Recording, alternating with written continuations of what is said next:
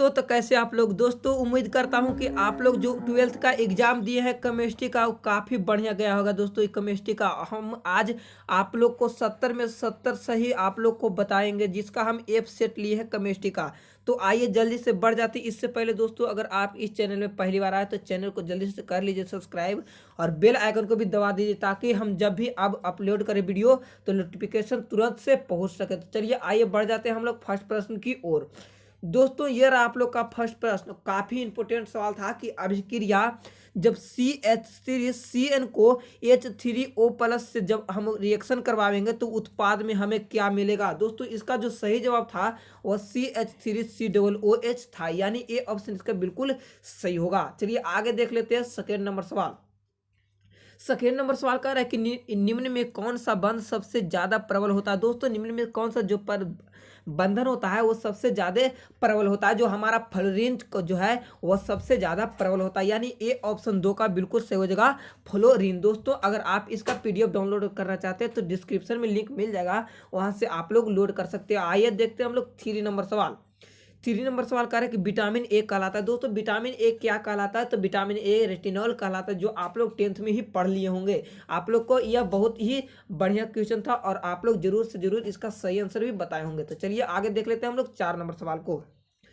4 number सवाल कह रहे हैं कि हमेशा स्वतंत्र अवस्था में पाए जाने वाले। दोस्तों यह सवाल काफी आप लोग जल्दी से जान लीजिए कि यह हमेशा जो स्वतंत्र अवस्था में पाई जाती है वह सोना हमारा जो है स्वतंत्र अवस्था में पाई जाती है, यानी ए ऑप्शन 4 का बिल्कुल सही हो जाएगा हमारा सोना।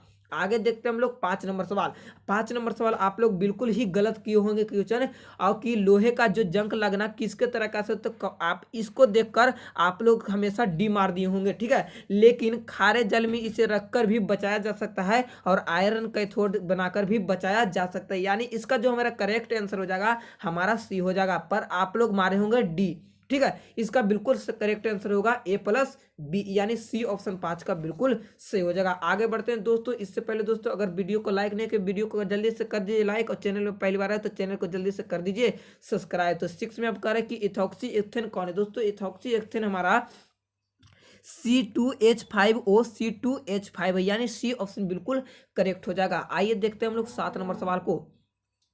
और 7 नंबर सवाल काफी इजी सवाल था आपका कि निम्न में कौन मैग्नीशियम। दोस्तों यह जो है इनऑर्गेनिक का प्रश्न है और यह काफी इजी सवाल था कि निम्न में कौन सा है जो मैग्नीशियम का है, तो इसका करेक्ट जो आंसर हो जाएगा हमारा क्लोरोफिल हो जाएगा, ठीक है। आगे देख लेते हैं हम लोग 8 नंबर सवाल। 8 नंबर सवाल रिएक्शन यानी ऑर्गेनिक से लिया गया है कि अभिक्रिया जब इतना को हम ईथर से अभिक्रिया करवाएंगे तो उत्पाद में जो इसका नाम बताने किस अभिक्रिया के द्वारा इतना उत्पाद हमको मिलेगा, तो इसका जो करेक्ट आंसर आ जाएगा फिर वुड फिटिंग अभिक्रिया। दोस्तों वुड अगर फिटिंग वुड अभिक्रिया रहता तो ये नहीं होता, बिल्कुल भी ये नहीं होगा, पर आप लोग यही मारे होंगे। इसका जो करेक्ट आंसर होगा वो बुर्ज फिटिंग अभिक्रिया हो जाएगा, यानी सी ऑप्शन बिल्कुल करेक्ट हो जाएगा। आगे देख लेते हैं हम लोग 9 नंबर सवाल को। 9 नंबर कह रहे हैं कि फिनॉल को जब हम लोग इससे अभिक्रिया करवाएंगे तो प्रतिवर्ती किया जाता है। दोस्तों रीटरमियर विधि द्वारा हम लोग क्रिया करवाएंगे, यानी सी ऑप्शन इसका बिल्कुल करेक्ट हो जाएगा। आगे देख लेते हैं हम लोग 10 नंबर सवाल। 10 नंबर सवाल कर रहा है कि प्राथमिक एमीन को जो पहचान किसके द्वारा की जाती है। तो प्राथमिक जो एमीन है उसका पहचान करने के लिए हमें CHCl3+KOH को हम लोग प्रयोग में लाते हैं, यानी बी ऑप्शन 10 का बिल्कुल ही करेक्ट हो जाएगा। आगे देखते हैं हम लोग 11 नंबर सवाल। 11 नंबर कह रहे हैं कि एस्कॉर्बिक अम्ल है। दोस्तों एस्कॉर्बिक अम्ल कैसा है, तो एक विटामिन है। एस्कॉर्बिक अम्ल क्या है, तो एक प्रकार का विटामिन होता है, यानी ए ऑप्शन बिल्कुल सही हो जाएगा 11 का ए। चलिए आगे देख लेंगे 12 नंबर सवाल। 12 नंबर सवाल कह रहा है कि वह पदार्थ जो शरीर के ताप को कम करता है क्या कहलाता है। दोस्तों जो शरीर के ताप को कम करता है वह एंटीपायरेटिक कहलाता है, यानी ज्वार नासिक कहलाता है, यानी ए ऑप्शन बिल्कुल ही सही होगा। आगे देखते हैं हम लोग 13 नंबर सवाल को। 13 नंबर सवाल कह रहा है कि रवा में जब इलेक्ट्रॉन ऋणायन खाली स्थान को छोड़कर जब आप वापस दूसरे दोष में चला जाता है तो उस दोष में जो कौन सा दोष होता है उस दोष को फ्रेंकल दोष कहा जाता है। जब अपने स्थान को छोड़कर अंतरालीय स्थान में चले जाएंगे तो उस दोष को क्या कहते हैं, तो फ्रेंकल दोष के नाम से जाना जाता है, ठीक है। आगे देख लेते हैं हम लोग 14 नंबर सवाल। 14 नंबर सवाल कह रहा है काफी इंपोर्टेंट सवाल था दोस्तों, आप लोग इसका आंसर बिल्कुल ही गलत मारे होंगे कि CaNH3 के हॉल ट्वाइस में जो बॉन्ड गुणांक का मात्रक होगा वह कितना होगा, बॉन्ड गुणांक का मात्र, तो इसका बिल्कुल करेक्ट आंसर 3 हो जाएगा, मगर आप लोग 2 मारे होंगे, ठीक है। इसका बिल्कुल करेक्ट आंसर सी होगा, यानी सी ऑप्शन बिल्कुल सही हो जाएगा। आगे देख लेते हैं हम लोग 15 नंबर सवाल। 15 नंबर का है कि अभिकारक अणुओं के उत्पाद में परिवर्तन के लिए निम्नलिखित में कौन न्यूनतम ऊर्जा देती है। दोस्तों इसका जो बिल्कुल करेक्ट आंसर हो जाएगा आपका संक्रियन ऊर्जा जो है वह न्यूनतम ऊर्जा को प्रदान करती है। ठीक है, आगे देख लेते हैं हम लोग 16 नंबर सवाल। 16 में कह रहा है कि भौतिक अधिशोषण में लगभग ऊष्मा उत्सर्जन जो होता है वो कितने कैलोरी तक होता है, तो 20 से 40 केजी पर मोल कैलोरी तक होता है, यानी ए ऑप्शन बिल्कुल सही हो जाएगा। आगे देख लें दोस्तों 17 नंबर सवाल। दोस्तों 17 नंबर सवाल आप लोग का अभी तक हमें भी नहीं पता चला, इसलिए हम इसको स्टार मार्क अभी छोड़ दे रहे हैं। आगे देखते हैं हम लोग 18 नंबर सवाल को। 18 में कह रहा है आप लोग का कि निम्नलिखित में कौन जल में विलय है। दोस्तों हमारा जो जल में विलय कौन है, तो इसका भी आंसर आप लोग कमेंट बॉक्स में बता दें कि इसका भी आंसर अभी तक नहीं मिला है। तो ठीक है, आगे देख लेते हैं हम लोग 22 नंबर सवाल। 22 में कह रहा है कि बेरबदार ठोस है। दोस्तों बेरबदार जो ठोस का उदाहरण होता है वह हमारा क्या, तो रबर जो है वह बेरबदार ठोस का एक सटीक उदाहरण होता है। चलिए आगे देख लेते हैं 24 नंबर सवाल। 24 नंबर कह रहा है कि फोटोग्राफी फिल्म प्लेट में किसका उपयोग घटक है, तो सिल्वर ब्रोमाइड यानी AgBr का प्रयोग हम लोग करते हैं, सिल्वर ब्रोमाइड का, यानी बी ऑप्शन बिल्कुल सही हो जाएगा। ठीक है, आगे देख लेते हैं हम लोग अगला सवाल। अगला सवाल 29 नंबर कर कि अभिक्रिया इतना को जब हम HI से अभिक्रिया करवाएंगे तो उत्पाद में हमें क्या प्राप्त होगा, तो इसका जो करेक्ट आंसर हो जाएगा वो हमारा NaCN प्राप्त होगा। चलिए आगे बढ़ते हैं हम लोग अगले सवाल की तरफ। और अगला सवाल कह रहा है कि किसी सेल अभिक्रिया के साम्यावस्था में सेल की विद्युत वाहक बल को EMF में होता है, तो कैसा होता है, तो धनात्मक होता है, यानी पॉजिटिव होता है। चलिए आगे बढ़ते हैं हम लोग अगले सवाल की तरफ। अगला सवाल कह रहा है कि कैल्शियम फॉर्मेट में शुष्क आसवन से प्राप्त होता है। दोस्तों कैल्शियम फॉर्मेट में जो शुष्क आसवन से प्राप्त होता है HCHO प्राप्त होता है, यानी ए ऑप्शन बिल्कुल सही हो जाएगा, इसका ए ऑप्शन बिल्कुल करेक्ट हो जाएगा। आगे देखते हैं हम लोग 37 नंबर सवाल। 37 में कह रहा है कि ABC 37 नंबर मिला लीजिए दोस्तों कि 37 नंबर ABC तत्व का अगर मानक अपचयन विभव का क्रमशः इतना इतना और इतना दिया गया तो उसमें जो अपचयन शक्ति होगा इसका बिल्कुल करेक्ट आंसर आप लोग का डी बिल्कुल सही हो जाएगा। दोस्तों अगर आपका दूसरा सेट है तो आप एक एक प्रश्न को रोक कर भी देख सकते हैं। तो आइए आगे बढ़ते हैं हम लोग 38 नंबर सवाल को देखते हैं। 38 नंबर का कि इंजाइम क्या है। दोस्तों इंजाइम एक प्रकार का प्रोटीन होता है। इंजाइम क्या है, तो एक प्रकार का प्रोटीन है। आगे बढ़ते हैं हम लोग 39 नंबर सवाल को। 39 नंबर का है कि सल्फाइड एसिड का सांद्रण किया जाता है। दोस्तों सल्फाइड एसिड का सांद्रण किसके द्वारा किया जाता है, तो इसका फेन उपलावन विधि द्वारा सल्फाइड एसिड का सांद्रीकरण किया जाता है, फेन उपलावन विधि द्वारा। आगे बढ़ते हैं 40 नंबर सवाल। 40 में कह रहा है कि टिंडल प्रभाव मापा जाता है। टिंडल प्रभाव किसके द्वारा, तो इसका बिल्कुल करेक्ट आंसर क्या, तो सी यानी सॉल में पाया जाता है। आगे देखते हैं हम लोग 41 नंबर सवाल। 41 नंबर कह रहा है कि एल्किल हाइलाइड एवं सोडियम धातु के बीच जब अभिक्रिया कराएंगे तो वह क्या कहलाती है। इसके बीच की जो अभिक्रिया होगा तो वह क्या कहलाएगी, तो यह बुर्ज अभिक्रिया कहलाएगी, यानी 41 का ए बिल्कुल करेक्ट हो जाएगा, बुर्ज अभिक्रिया। आगे देखते हैं हम लोग 42 नंबर सवाल। 42 नंबर सवाल का पूछ रहा है कि इसका दिया गया का क्रोमियम का ऑक्सीकरण संख्या यानी कोऑर्डिनेशन नंबर को आप लोग को निकालना है, तो इसका बिल्कुल करेक्ट आंसर +3 हो जाएगा। क्रोमियम को कोऑर्डिनेशन नंबर कितना आ जाएगा, तो 3+ आ जाएगा। ठीक है, आगे देखते हैं हम लोग 43 नंबर सवाल।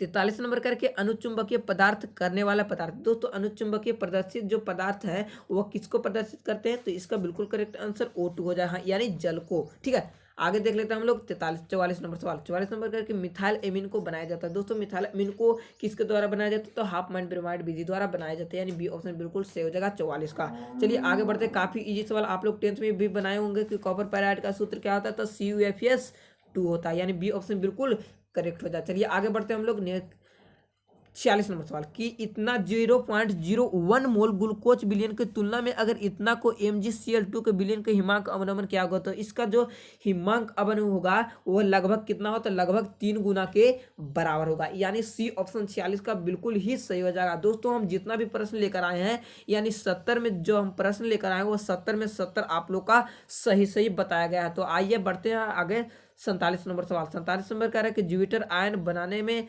समर्थ करता है। दोस्तों ज्यूपिटर आयन बनाने में कौन समर्थ करता है, तो हमारा डी ऑप्शन बिल्कुल सही हो जाएगा, H2NCH2COOH, यानी कार्बोक्सिलिक अम्ल इसको कहते हैं। यही जो है ज्यूपिटर आयन को बनाने में हमारा समर्थ करता है। चलिए आगे बढ़ते हैं हम लोग 48 नंबर सवाल।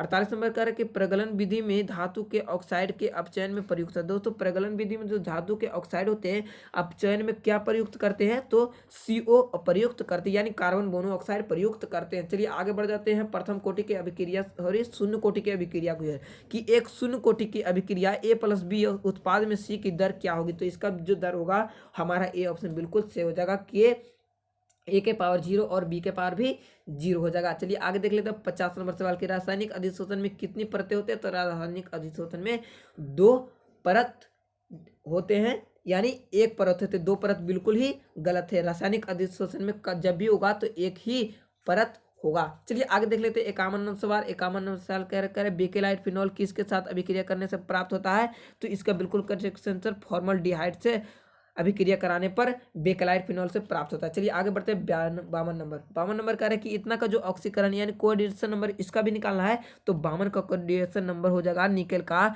0, बिल्कुल सही हो जाएगा, यानी ए ऑप्शन बिल्कुल सही हो जाएगा 52 का। आगे देखते हैं हम लोग 53 नंबर सवाल। 53 में कह रहा है कि कौन अत्यधिक क्षारीय, दोस्तों कौन जो है वह अत्यधिक क्षारीय है, तो ए ऑप्शन बिल्कुल सही हो जाएगा C6H5NH2। चलिए आगे बढ़ते हैं 54 नंबर सवाल। 54 में कहा मोनोहाइड्रिक एल्कोहल का सामान्य सूत्र, दोस्तों मोनोहाइड्रिक एल्कोहल का जो सामान्य सूत्र होता है हमारा ए ऑप्शन बिल्कुल करेक्ट हो जाएगा। आगे बढ़ते हैं हम लोग 55 नंबर सवाल। 55 में कह रहा है कि दूध निम्नलिखित में किसका उदाहरण, दोस्तों दूध निम्नलिखित में किसका उदाहरण होता है, और काफी इजी सवाल था, यह पायस का एक उदाहरण होता है। चलिए आगे बढ़ते हैं हम लोग 56 नंबर सवाल।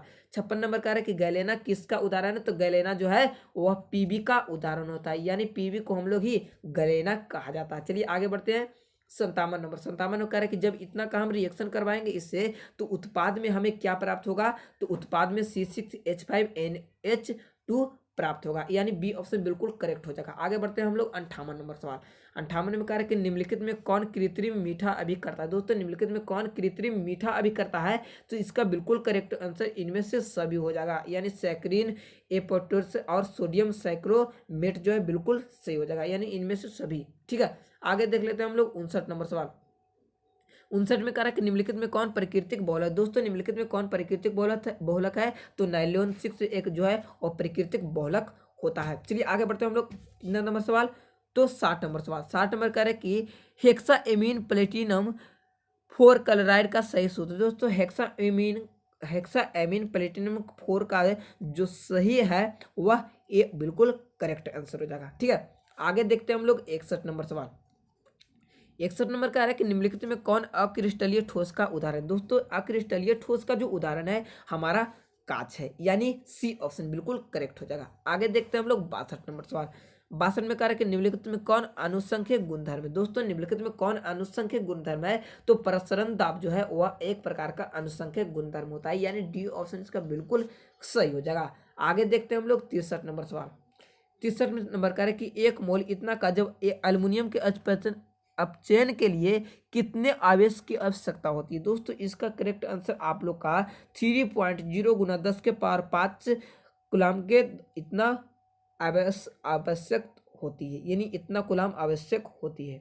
ठीक है आगे देख लेते हैं हम लोग 64 नंबर सवाल। और 64 नंबर सवाल काफ़ी इजी सवाल होगा, आप लोग जरूर से जरूर इसे बनाए होंगे। दोस्तों अगर अभी तक आप इस चैनल को सब्सक्राइब नहीं किए हो तो चैनल को जल्दी से कर लीजिए सब्सक्राइब और बेल आइकन को दबा दीजिए। हम इंग्लिश का भी इसी प्रकार से ले तो 64 में कह रहा है कि मानव शरीर नहीं उत्पन्न करता, दोस्तों मानव शरीर जो नहीं उत्पन्न करता है वो विटामिन उत्पन्न नहीं करता है, क्या, तो मानव शरीर। ठीक है आगे बढ़ जाते हैं हम लोग 65 नंबर सवाल। 65 नंबर कह रहा है कि जब इतना को हम लोग इतना से रिएक्शन कराएगा तो क्या होगा, तो ये डेनियल सेल में आएगा। चलिए आगे बढ़ते हैं हम लोग 66 नंबर सवाल।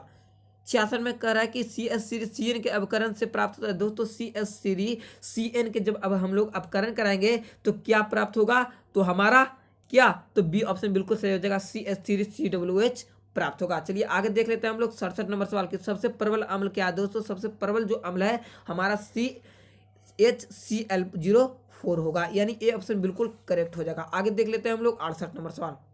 दोस्तों 68 नंबर सवाल का आंसर बिल्कुल सटीक हो जाएगा, क्या, तो ए बिल्कुल करेक्ट हो जाएगा 0.1 मोल। आगे देख लेते हैं हम लोग 59 नंबर सवाल।